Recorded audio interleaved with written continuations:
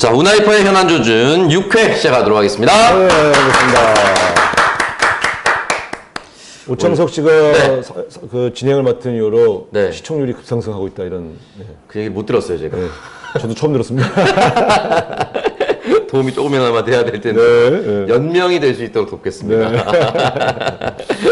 오늘 오는데 비가 갑자기 많이 와가지고 아마 여름 이제 마지막을 알리는 비가 아닐까 싶습니다. 다음 주에는 또 추석 주간이기도 하고요. 네, 곧바로 가을 접어들 것 같은데 이재명 대표님 단식도 계속 이어지고 있어요. 저희가 지금 녹화를 하고 있는 오전까지도 현재까지는 이제 이어지고 있는 상황인 거고 문재인 대통령이 병문안을 일단 갔습니다. 단식 중단을 네, 설득을 네, 했었고 대표님은 그냥 단식을 계속 하겠다는 이제 의지를 표명한 것으로 보이는데 문재인 전 대통령 방문의 의미 그리고 대표님 단식은 또 어떻게 될지 좀 궁금합니다.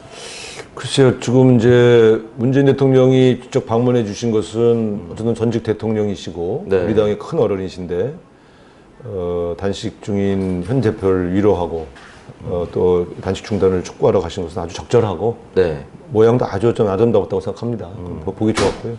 근데 이제 대표가 그 무기한 단식을 선언하시고 건강도 매우 안 좋은데 네. 병원에 가셔서도 계속 이렇게 단식하는 게 저는 되게 안타까운 것 같아요. 그래서 이제 어차피 지금 우리 당 의원들이 지금 하나가 돼서 싸우겠다 이렇게 결의를 했기 때문에 의원들과 당원들을 믿고 단식을 좀 중단해 주셨으면 좋겠다. 좀 그런 요청도 좀 드리고 싶습니다. 뭐 어떻게 할지는 우리가 알 수가 없죠. 주변의 의원들한테 뭐 따로 이렇게 단식이 언제 중단될 것 같다라든지 그런 어떤 언질이나 이런 것도 아예 일체 없었죠? 연질이 없었어요. 그래서 네. 제가 지금 가까운 측근들한테도 계속 전화를 해서 점검을 해보면 네. 그런 문제에 대해서 말씀이 전혀 없으시다. 네. 끝까지 하시려고 한다 좀 이러는데 걱정돼. 다만 그래도 국회에서 단식을 하면 만약에 응급 상황이 왔을 때 네. 대처가 굉장히 어려울 수 있거든요. 네. 그런 측면에서 그래도 병원에서 의료진들이 계속 옆에서 지켜보고 있기 때문에 가장 그 최악의 상황은 막을 수 있을 텐데 그래도 좀 건강이 걱정됩니다. 지금. 네. 오래 하면은 뭐 건강 회복을 한다 하더라도 손상된 뭐 후유증이 좀 남아요. 후유증이 있다고. 예, 그래서 단식 해보셨잖아요. 아니 그리고 근데 이제 가장 큰 문제는 그 이전에 단식하신 분들은 단식 장소에 그냥 앉아 있거나 누워 있어서 했거든요. 20일 이상 하신 분들도. 네네. 근데 이재명 대표가 그 일정을 소화한 게 가장 큰 문제예요. 그럼 체력 소모가 네. 두세 배가 되는데. 그래서 그러니까 지금 날짜가 뭐 이제 20일 가깝게 하시는데 다른 사람들보다 훨씬 체력 소모가 컸을 겁니다. 제가 거기서 그 참모도 몇 사람 혼냈어요. 단식이라는 게 굉장히 극한적인 투쟁인데 저렇게 일정을 다 소화하면 뭐 못 버틴다. 근데 본인이 이렇게 고집 피우면서 계속 이런 일들 면담은 하면서 면담대로 하고 하니까. 회의는 회의대로 지내고 결과적으로 마지막에 쓰러지는 거죠. 뭐. 어쨌든 굉장히 의지가 강한 분이긴 한데 뭐 나이가 있기 때문에 좀 빨리 중단했으면 좋겠습니다. 네.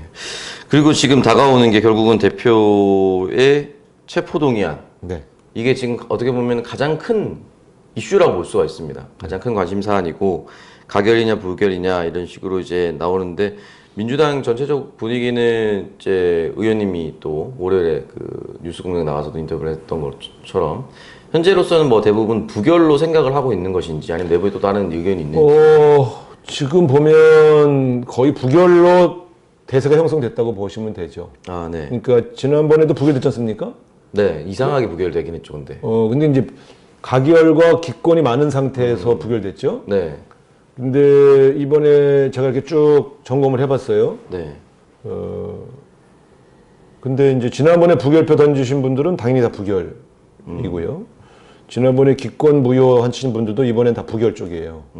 그리고 지난번에 가결표를 던지신 분도 뭐 전체를 알 수는 없지만 저 사람일 거야 생각하고 이렇게 전화를 이렇게 해보면 대표가 병원에 갈 실례가 있는데 불체포 특권 포기 선언이 매우 부담되긴 하나 어떻게 병원에 실례가 있는 대표가 있는데 가결표를 던지겠냐 이렇게 이야기하는 비명계 의원들도 꽤 있어요. 네. 그래서 제가 볼 땐 부결하는 데는 크게 어려움이 없다. 이렇게 보시면 됩니다. 지금 이제 지난번처럼 혹시나 이타표가 생길까봐 걱정하시는 분들도 있지만 지금의 분위기로서 대표가 저렇게까지 하고 있는데 이 의원 그러니까 뭐 할 일은 없다. 저는 뭐 100%다 부결표를 던지면 좋겠는데 네. 일부 나올 수는 있지만 지난번처럼 충격적으로 막 왜 이렇게 많어 막 이런 상황은 아니에요. 그래서 아니 지금 정상적인 사고를 한다면 대표가 지금 단식 중이고 저렇게 쓰러져 있는데 네.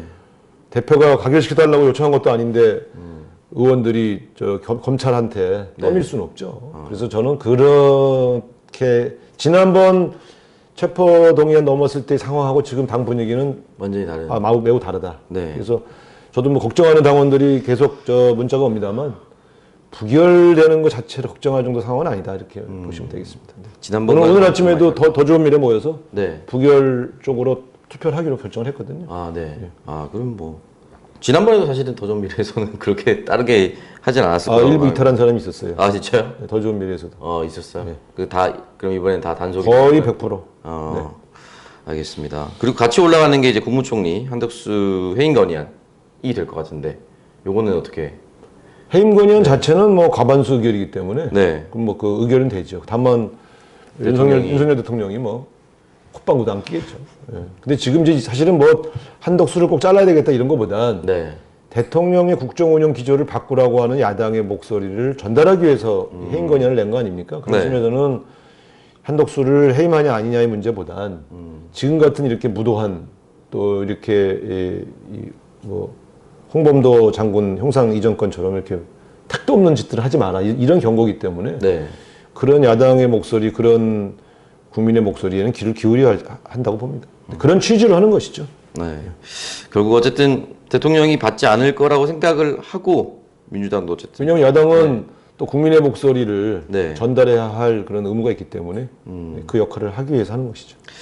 알겠습니다. 이렇게 아직까지 표결 전이긴 한데 저희가 녹화할 때는 하루 전이긴 한데 그날 어쨌든 말씀하셨던 대로 결과가 좀 나왔으면 좋겠고요. 이재명 대표가 처음에 단식을 할 때 이제 세 개 중에 하나가 이제 전면 쇄신과 개각이었는데 개각이 있긴 있습니다만 이런 방식의 이제 개각이 있을 줄은 아무도 몰랐을 것 같아요. 네. 국방부의 신원식, 문체부의 유인촌, 여가부의 김행. 쓰레기차를 치워냈더니 똥차를 보내버려서 아주 그냥 열이 확 받는데. 근데 이게 이런 거 가지고 이제 오기 인사라고 하거든요. 아, 끝까지 이제 그러니까 하겠다는 거예요? 이분들 보시면 이분들 특징이 있잖아요. 네. 오래됐고요. 이분들이 일을 잘하는 사람입니까? 이분들은 싸움을 잘하는 사람들이에요. 네. 그러니까 장관은 일 잘할 사람을 시켜야지 말싸움 할 사람들을 보낸 거잖아요 지금. 그렇죠. 그러니까 야당 의원들하고 싸우라 그런 사람만 뽑아서 보낸 거죠 지금. 그래서 근데 이제 이런 거 아닙니까? 신원식 국방장관 후보자는 이 12.12 쿠데타를 잘했다고 한 사람 아니에요? 네. 12.12 쿠데타는 곧바로 5월 광주 학살과 연결되는 쿠데타거든요. 그렇기 때문에 이거는 정말 이걸 옹호한다는 거는 군사 정변을 칭송한 거 아니에요. 그러면 쿠데타를 앞으로도 필요하면 할 수 있다는 소리 아니에요. 이런 사람을 국방장관을 시키는 거는 군을 정치적으로 다시 오염시키겠다. 네. 이런 선언이에요. 대한민국 헌정사의 얼룩진 군사 쿠데타의 망령이 살아나게 만드는 건데 이게 말이 됩니까? 그 영상이 너무 많이 남아 있어요. 그러면은 이거는 이제 신원식 이런 사람이 군을 이용해서 윤석열 쿠데타를 해도 좋다.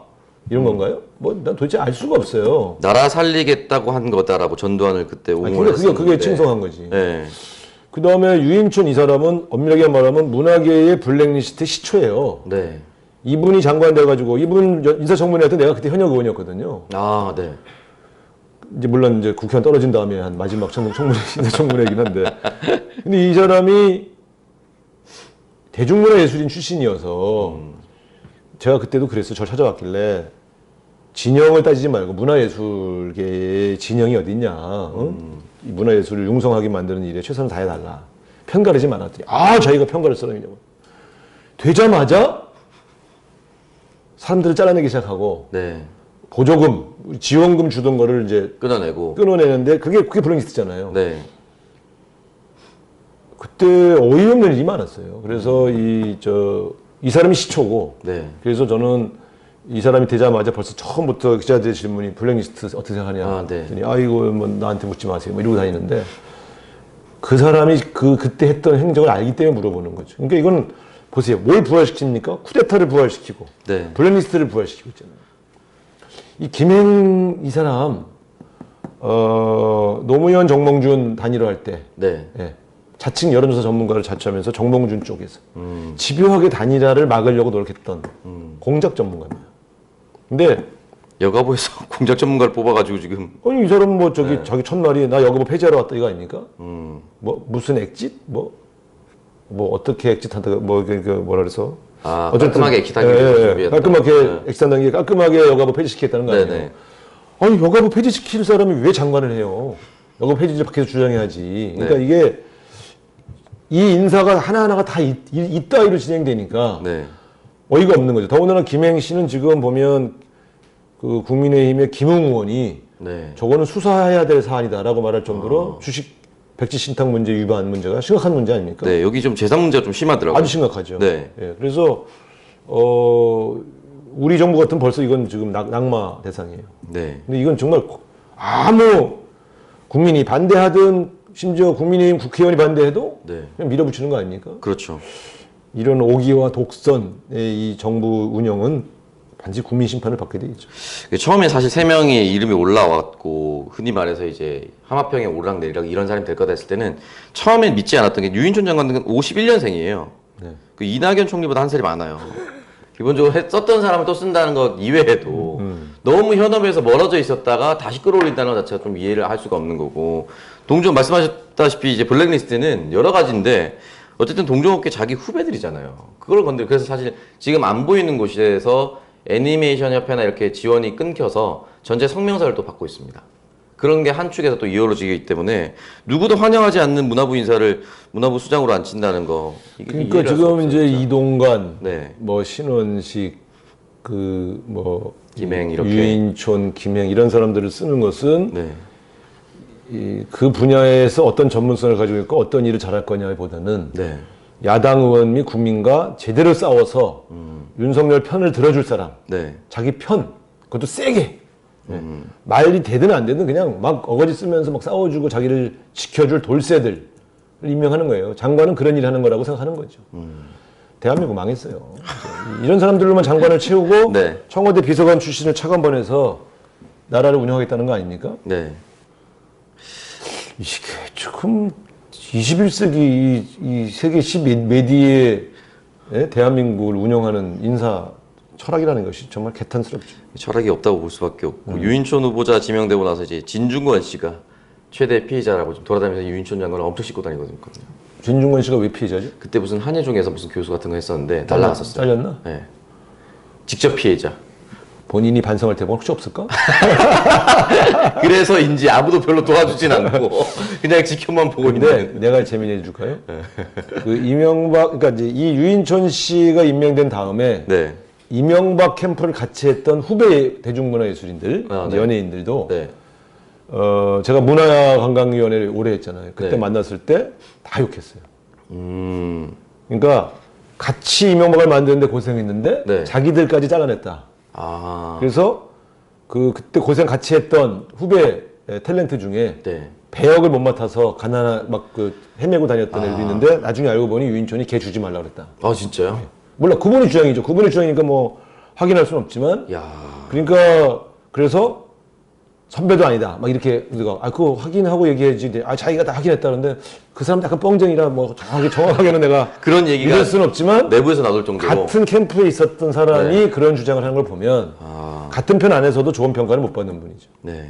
신원식 의원이 장관이 지명되고 나서 네. 우리 당 국방위원들이 전직 예비역 장성 육군 출신 네. 신원식 의원의 선배나 뭐 동료 그룹쯤 되는 사람들이요.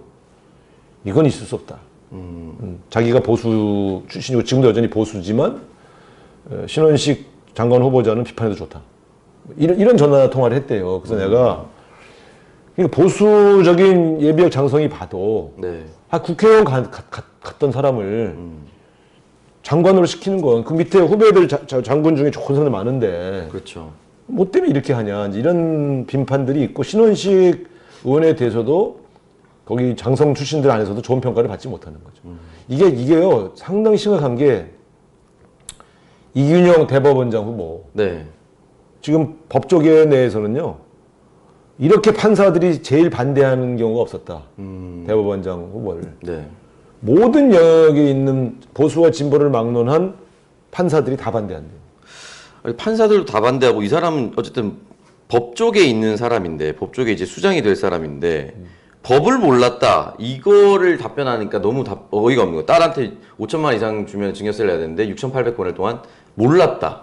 그러니까 뭐 저희 같은 사람들이야 이제 법을 잘 모르니까 법을 다루지 않는 사람들이니까 몰랐다라고 얘기할 수 있는데 법을 다루는 사람이 이걸 몰랐다. 또 아들이 뭐 김앤장 인턴하는데 몰랐다.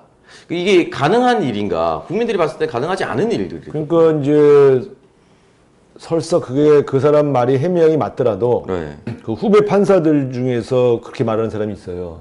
설사 몰랐다 해도 네. 대법원장 후보가 몰랐다고 하면 판사가 법을 모르고 판결을 내렸네 이렇게 얘기할 거 아니냐. 아, 그렇죠. 그럼 사법부 얼굴에 먹칠을 하는 답변을 하고 있다 지금.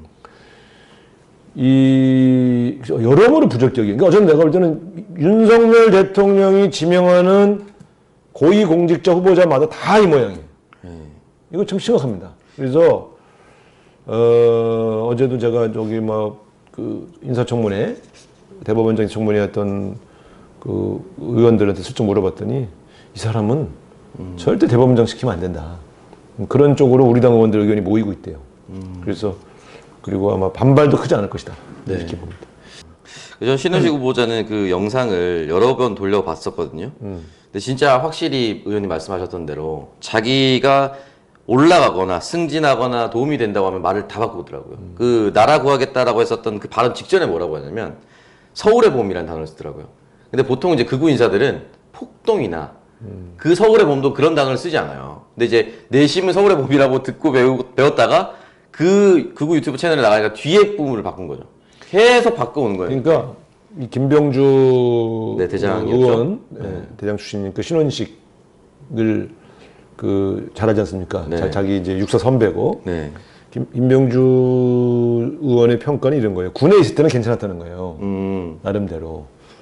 근데 이제 군을 나와서 뭘 해보려고 할 때 계속 바뀌더라는 거예요. 아. 그래서 저 선배는 뭐가 되려고 그러면 늘 이렇게 저렇게 바꾸는 사람이었구나. 그래서 자기는 충격을 받았다고 그러더라고.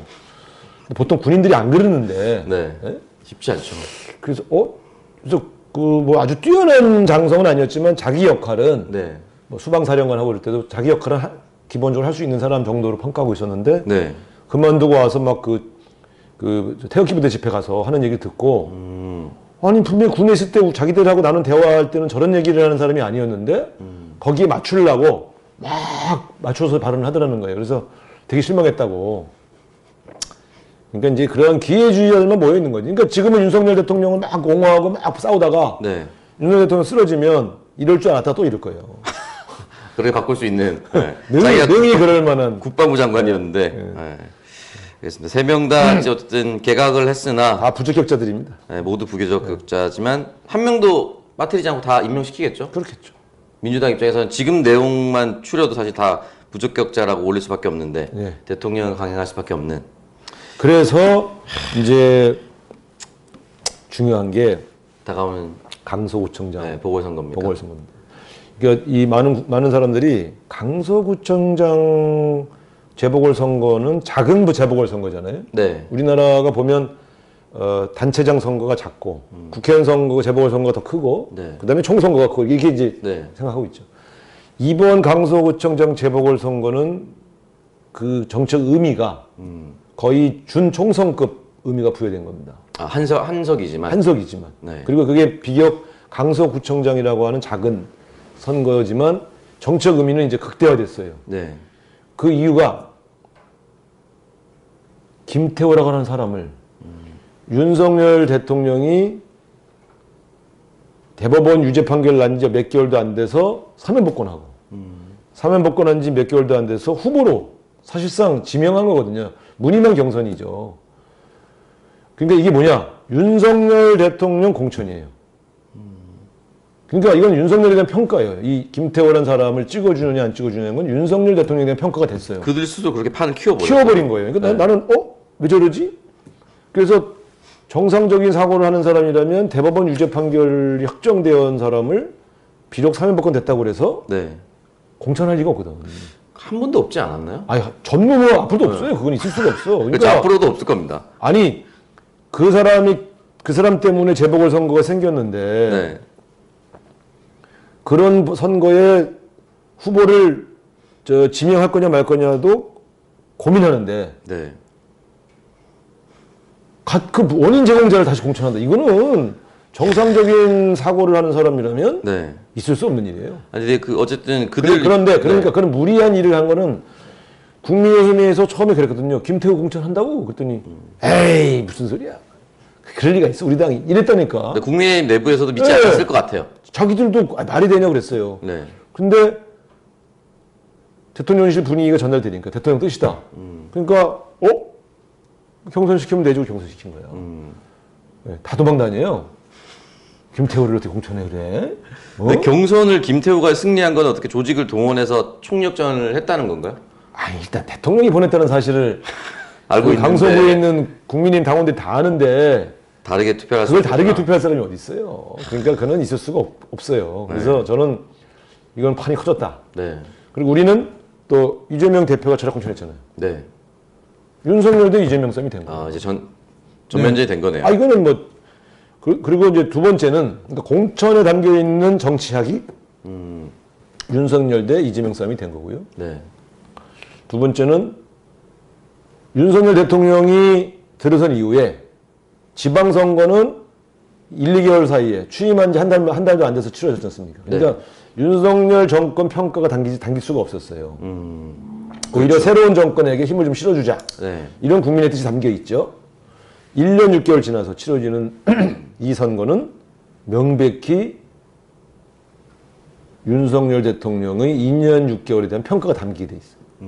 그래서 굉장히 정책 의미가 큽니다. 왜? 국민들의 의사를 처음 확인해 보는 거예요. 1년 6개월 만에. 그래서 의미가 있다는 거예요. 네. 세 번째는 총선을 앞두고 수도권, 특히 서울의 민심을 알 수 있는 그런 선거죠. 그래서 이번 선거의 결과가 양 당에 네.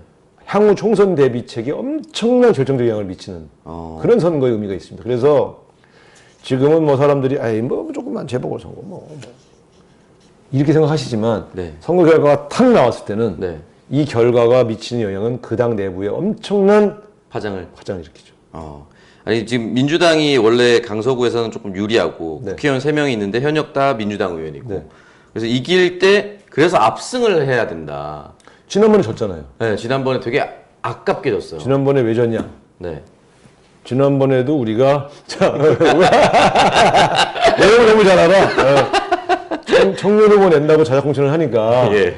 그 지역에서 요번 똑같은 사람들이 준비했던 10명 가까운 사람들이 네. 이게 목미 막 이러면서 네. 다 솔직히 말하면 협조를 안 했어요. 천천히 뭐 느긋하게 하셨다는 얘기 뭐 많이 들었어요. 느긋하게 한 사람은 네. 그나마 착한 사람들이고 네. 손을 놨군요. 방해까지는 아니지만 도와주지 않았어. 그래서 분열됐어요. 네. 우리가. 그래서 가뜩이나 분위기가 윤석열 대통령 돕자는 분위기로 가는 선거인데다가 우리 쪽이 그 조그맣게 해서 조직을 다 쥐고 있었는데 이 풀 가동이 안 됐어요. 그래서 졌는데 이번에는 네. 지금 제가 말한 그런 정치적 의미가 있기 때문에 이번에 경선 기회를 갖지 못한 그 동지들이 되게 안타까운 마음을 갖고는 있으나 우리 대표가 단식하고 있고 윤석열 저 무도한 정권하고 싸워야 되는데 네. 어떡하냐. 그래서 지난해의 지방선거 분위기랑은 사뭇 다른 분위기입니다. 그걸 올라와 있어. 협조하겠다. 네. 그런 분위기예요. 그러니까 예, 저쪽은 우리가 분열될 거라고 생각하고 김태호를 네. 조금 욕을 먹겠지만 그냥 밀고 나가자 이렇게 했는데 그래서 저는 이번 선거의 구도는 지난번과 좀 다르다. 네. 이렇게 보는데 어쨌든 이렇게 봅니다. 자, 만약에 민주당 후보가 이번 선거에서 져서 국민의힘 후보가 김태호가 구청장에 당선됐다. 네, 다시 그럼 어떤 일이 될까요? 윤석열은 그거 봐라. 네, 내가 한 거 맞았다. 나를 지지하는 거다. 우리 국민들은 나의 국정 운영 기조를 지지하는 거다. 네. 오히려 나에게 사사건건 방해했던 야당을 심판한 거다. 왜? 야당 주지 지적 아니냐. 이렇게 큰 소리 뻥뻥 치고 막 그거 대대적으로 또 보도할 거예요. 보수 언론들이. 네. 그러면 어떤 일이 벌어질까? 민주당 안에서 네. 이재명 대표로는 선거를 칠 수 없다. 않고 주장한 비명계 의원들의 주장이 힘을 얻게 되죠. 그래서 당이 굉장히 혼란스러워지죠. 그래서 저는 굉장히 위험해진다, 우리 당이. 이렇게 생각하고요. 반드시 승리를 해야 되는. 그렇죠. 근데 국민의힘. 가령 국민의힘이 졌다, 김태호가. 네. 그럼 윤석열 심판이에요. 그대로 힘이 갑니까? 그러니까 윤석열 대통령은 네. 아니 무슨 작은 선거 가지고 뭐 그렇게 얘기하냐 이럴 거고요. 네. 대통령실은 애써 논평하지 않고 피해 다니겠죠. 근데 이런 일이 생기죠. 국민의힘의 수도권 출마 예상자들은 네. 위험하다. 이게 수도권 위기론 그동안 얘기했지 않냐. 근데 이렇게 지도부가 방만하게 대통령실이 시키는 대로 김태호 후보 공천해서 네. 이 사단이 났지 않냐. 네. 책임져라. 난리가 나죠. 그리고 대통령 국정 운영 기조 바꿔야 된다. 잘못하면 수도권 다 날아간다. 네. 이런 위기론을 다시 얘기하게 되죠. 그럼 김기현 대표 향방 어떻게 됩니까? 만약에 진다면. 아마 김기현 대표로 총선 못 치른다 이런 주장을 할 텐데 네. 그럴 때 윤석열 대통령이 얼른 김기현 만나서 네. 재신임을 하겠죠. 민주당 입장에서 뭐 나쁘지 않은 거 아닙니까? 김기현 후보 날아가면 안 돼요. 김기현 대표가 있어야 돼요. 네. 저도 약간 좀 조마조마하거든요. 인기도 없고 네. 말도 함부로 하고 네. 수도권에서 제일 싫어하는 유형의 그렇죠. 지도자거든요. 심지어 전략도 없고. 네, 그래서 그분은 꼭 살아나셔야 됩니다. 그럼 저희가 좀 고래고기 드시고 힘내시기 바랍니다. 강서구청장 10월 11일 재보궐선거는 승리하되 김기현 대표 지키는 것도 저희가 조금씩 이제 심정적 연대를 좀 도와드려야 됩니다. 근데 저는 제 얘기는 그런데 네. 이런 거예요. 아까 말씀드린 것처럼 만약 우리 당원들이 단합하고 네. 지지자들이 지지자들이 총력을 도와서 힘을 모으지 않으면 구청장 재보궐선거는 투표율이 너무 낮아요. 20, 30%밖에 안 돼. 맞아요. 투표율이 너무 낮아요. 그러니까 조직된 싸움, 조직 싸움이란 말이죠. 그러니까 우리가 뭔 소리냐? 강서구에 살고 있지 않아도 네. 아는 지인들에게 좀 연락도 하고. 투표 꼭 하라고. 네. 우리가 잘 못한 것도 있지만 좀 이게 윤석열한테는 경고장을 한번 보내지 않겠냐. 막 이렇게 해서 투표장에 나가게 해야 돼요. 네. 투표율이 떨어지면 떨어질수록 우리에게 불리하죠. 그래서 객관적인 분위기로는 우리가 이길 수 있는 분위기인데 네. 당일날 투표율이 우리가 질 수도 있단 말이에요. 그래서 저는 좀 우리 이 방송을 보시는 분들이 네. 수첩권에서 우리가 친구를 알지만 친구가 강서구에 사는지 헷갈릴 때가 있어요. 네네. 예. 근데 술 먹고 헤어진 애가 강서구 쪽으로 택시를 다 잡았다. 반드시 확인을 해야 돼. 다시 전화해서. 네. 휴가로 가야 돼. 너 강서구 사니? 네. 근데 아니야, 양천구야. 그러면 전화를 끊으시면 안 돼. 그러면 안 돼요? 강서구에 아는 사람이 있지. 한마디 더. 네. 옆 지역구 아니냐. 옆 지역구 아니야. 그래서 이게 굉장히 중요합니다. 네. 그래서 이 무도한 정권 네. 첫 번째 시판. 그러면 이렇게 돼요. 지금 서울 분위기는 후쿠시마 방류, 그다음에 홍범도 장군 형상 이전 네. 이런 것 때문에 민주당의 좀 비판적이었던 여론도 약간 바뀌는 조짐이 보여요. 그래요. 기류가. 네. 강서구청장 선거에서 만약에 우리가 지잖아요. 네. 그러면 중간에 있던 사람들이 에이 아직 서울 민심 안 들었어. 이게 그러면서 편집해야 그쪽으로 또 쏠려가요. 되네. 뭐 체포동의안 부결됐대 막 이런 거 있잖아요. 네. 이러면서 또 뭐라 할 수 있거든. 그러니까 근데 강서구청장 선거를 딱 이기면 네. 중간에 있던 사람들이 민심은 윤석열 심판이네 라고 판이 뒤집혔다고 휙 넘어올 수가 있어요. 네. 그래서 이게 약간 밴드웨건 효과를 만드는 효과가 있어요. 그래서 그게 그래서 이게 총선 전초전. 네. 서울에서 내년 총선 전초전이다. 이렇게 의미를 부여하는 건 바로 요 성격 때문에. 그래서 방심하는 쪽이 집니다. 끝까지 최선 다하겠네요. 네, 그래서 저는 지금 나와 있는 여론조사 결과에서 뭐 10% 이긴다 막 이런 게 나와요. 네. 절대 믿지 마시고. 투표율이 당락을 결정하기 때문에 꼭 강서구에 사는 분들 전화해서 꼭 투표해라. 네. 강서구에 아는 분 있죠? 네. 같이 방송하는 사람들도 있고 두 사람이 있는데 반드시 투표하러 가라고 했습니다. 그래서 박지현 아나운서가 강서구 살았었는데 지금 이사 갔습니다. 시집 가서 도움이 안 돼. 어디 살지 지금? 3호선 라인이라고 들었는데 강서구는 아닌 걸로 알고 근데 있습니다. 잘 살다가 이럴 때 또 아니다 영등 보고 살았구나 참. 영등포구 살았던 데도 있고 마포구 살았던 데도 있고. 강서구는 아니네. 네, 강서구. 박지현 아나운서 죄송합니다. 네. 아 안기령 안기령 대변인이 거기 맞아요. 강서구 사네. 네, 네. 거기 열심히 돌려야 됩니다. 네, 착각했습니다. 네. 네. 그리고 그럼 현역 의원들도 선거 기간 중에 좀 방문을 하고. 그 계획을 내일인 거 짭니다. 아 그래요? 우리가 이제 서울시당에서 지구당 위원장들 소집해서 네. 이제 어떻게 강서구청장 선거를 지원할 건가 계획을 짜기로 되어 있습니다. 그래서 실제로 그 해당 지역구에 사시는 분들은 보궐선거 열리는 것까지도 없을 수 있으니까. 이게 이제 우리가 국정감사 기간이랑 딱 맞물려요. 아 11일이잖아요. 네. 국정감사가 10일부터 시작하거든. 10일, 11일. 네. 그래서 이제 그 전주, 고주의 그 주말하고 그 전주에 그 추석이 끝나고 선거운동이 28일부터니까 추석 연휴부터 시작하거든. 네. 추석 연휴 때 뭐 지방도 많이 가고 그래서 참 그 요번 쉽지 선거가 않은데, 네. 그래서 약간 공중전이 더 중요한 선거가 되고 지역을 파고 들어가도 추석 연휴 기간이 너무 길어갖고 네. 이게 그때 거기 거주하는 분들이 자기 고향 가 있을 수 가능성이 크죠.